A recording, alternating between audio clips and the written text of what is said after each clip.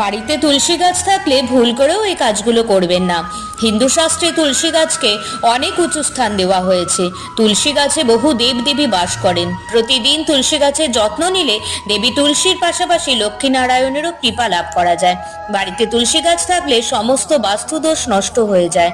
বাড়িতে কোনো নেগেটিভ এনার্জির প্রভাবও পড়ে না। তুলসী গাছের পাশে কখনো পাদুকা বা জুতা রাখবেন না।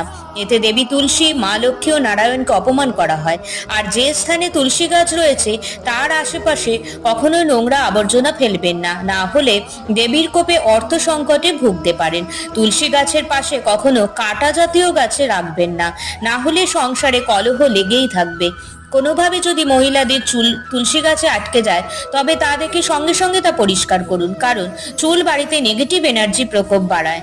আর খেয়াল রাখবেন আপনার বাড়িতে তুলসী গাছটি যেন শুকিয়ে না যায়। প্রতিদিন স্নান করে তাতে জল দিলে সুখ স্বাচ্ছন্দ্য বজায় থাকবে।